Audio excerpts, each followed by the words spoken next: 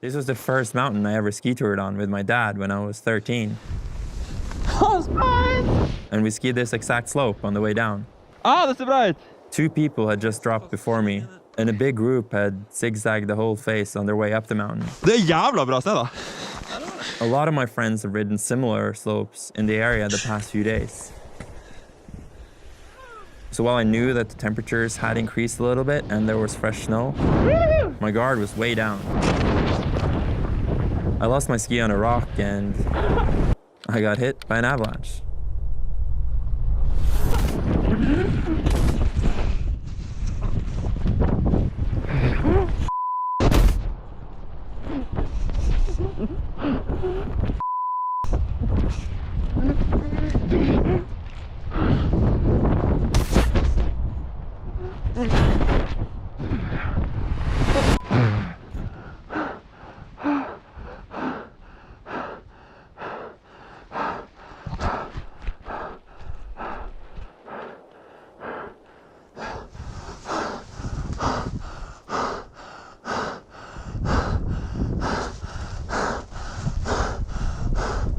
Eivind! Pass opp, det gikk et skred! Det var ikke sånn en avalanche. Og det dro meg over klippa der. Og hele veien her har jeg bare dung, dung, dung, dung, dung. Og så klarte jeg å stoppe før de steinene der nede, heldigvis. Det var for en lang sklitur. Herregud, ekkelt å bare ikke ha noe kontroll. Og så fikk jeg sykt av det som ikke så sykt. Ja. Så bare, nei. Det er verste stedet jeg har vært i. Nei, jeg lurer på den skia jeg begravde deg. Det her er jo sånn. Her kunne du blitt begravd lett. One experience richer, but one ski. I'm just scared that like every video I do will be like something gnarly happens and someone almost dies and that person is often me. And I wasn't even making a video today, we were just out for a cruise. Yeah. This is my day off.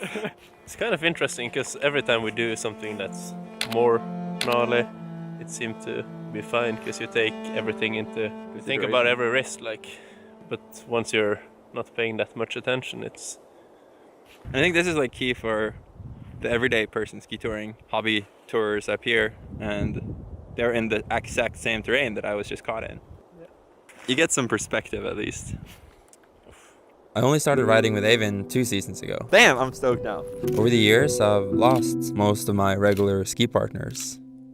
Not to avalanches, luckily, but because they stopped devoting their life to the mountain.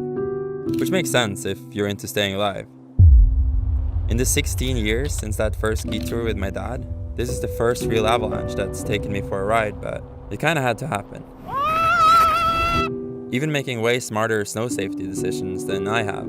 In avalanche terrain, all it takes is one bad call out of the thousands you make over the years in the mountain. It took me 16 years to make this one.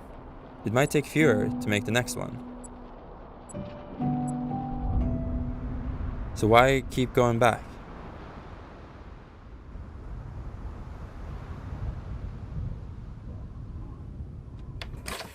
When I first got into skiing, I got hooked on the feeling of flying through the air and having fun on snow. I would skip past the big mountain segments in ski movies. And when I finally realized that real mountains are more fun to me than man-made heaps of snow, That's epic. all this objective risk came sneaking along with it. Risk beyond my skiing abilities. Risk I didn't really want to deal with. I was aware of it, of course. I did the training, practiced the routines. We're still good. But I never really accepted it. To me, it was just something that stood between me and my skiing. And when that risk finally materialized,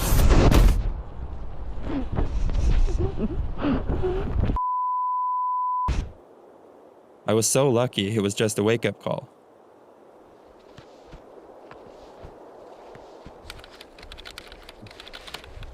What's the status here, Vegard?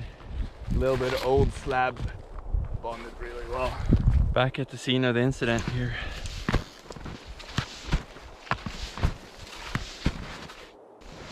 You know, this was the first ski tour I ever did. You were on the 13. We dropped down here. Yep, that little red speed demon in the middle there is Vegard. Ha det kult! Woohoo! Bra snö! Jävla bra snö. 50 seconds. Ja, det er greit å ha sånn checklist, sånn type minst mulig skjønn. Ekspertvurdering er jo større grad av skjønn. Ja. Men de intuisjonene er jo utviklet i særdeles lite statisk miljø. Så de er jo utviklet ikke å stole på. Jeg tenkte først den. Ja, og så den der nede. Og så inn, og så ta noe på inne. Ok, Vegard, ha det kult. Knowing I can't completely eliminate the risk, how do I justify going back? I guess I can't if the end goal is to just stay alive. But Så jævla nice! I'm not too sure that it is. This is so worth it. This is so worth it.